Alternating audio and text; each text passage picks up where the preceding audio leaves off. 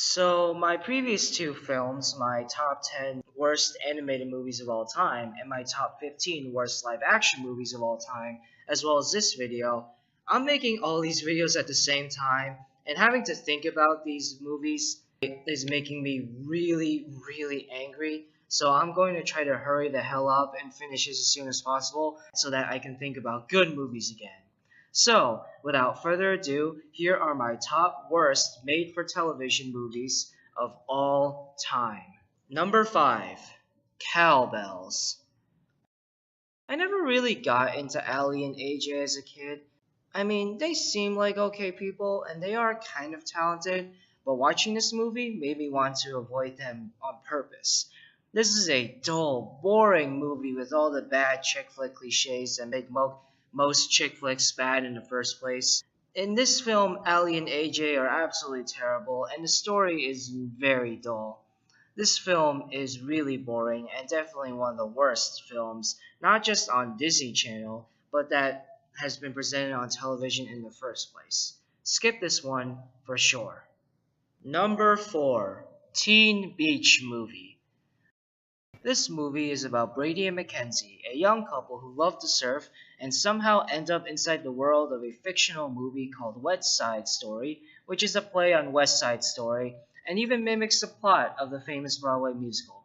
Once they get sucked inside West Side Story, Brady and Mackenzie have to figure out how to get the heck out of the movie before they become permanently part of it. Just like the previous entry, this movie is very awkward and dull, except that this movie actually has the potential to be really good. It could have been a good parody movie, mocking traits and cliches often found in many movie musicals. And they do a little bit of this kind of satire. However, it's not funny or memorable because the rest of the movie follows this cliched story to a beat and is directed and written so blandly.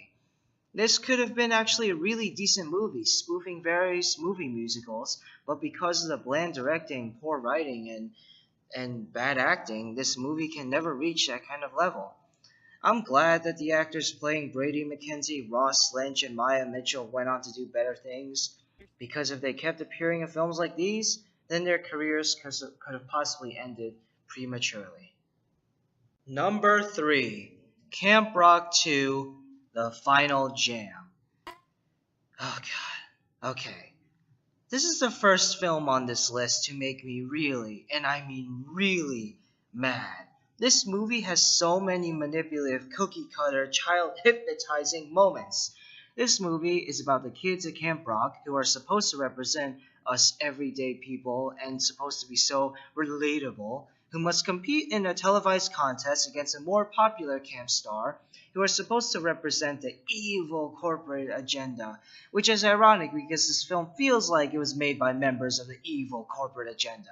The kids at Camp Rock must win this contest or else their camp may be forced to shut down permanently, which really makes no sense if you think about it.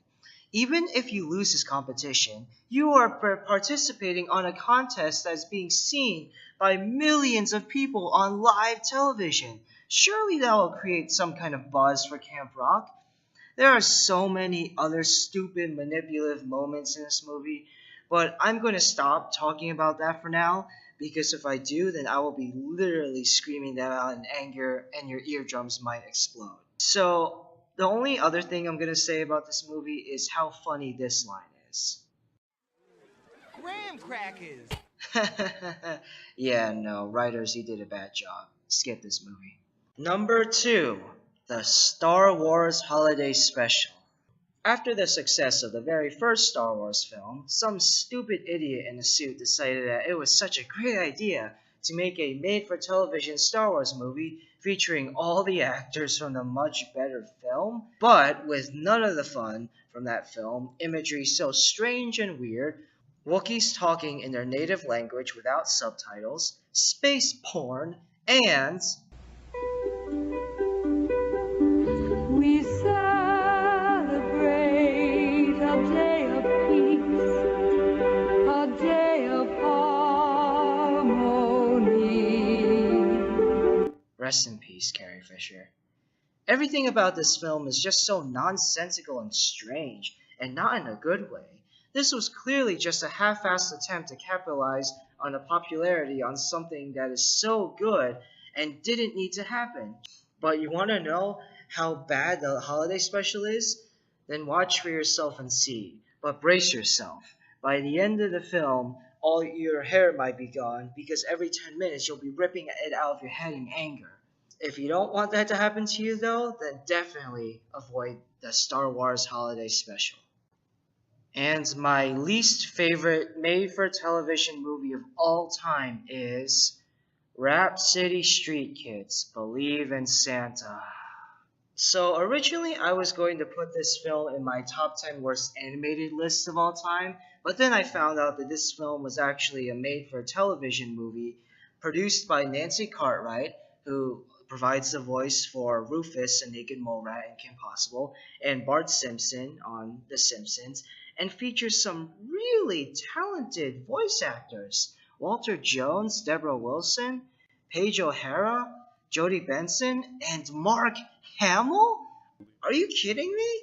How did this happen? I mean, look at this thing. It looks so horrendously bad, and yet it has all these talented voice actors providing the voices for these things. I'm not even going to call them characters because, well, they aren't. I don't know how this film happened, why it looks so bad, or how any of these actors got involved, and I kind of don't want to. If you want to see this film, and if you're really that curious about it, it's actually available on YouTube right now. Just look up Rap City Street Kids, and you'll be able to find it. Go check it out, but I must warn you that your eyes may start hurting because of how bad the animation looks. I know mine did.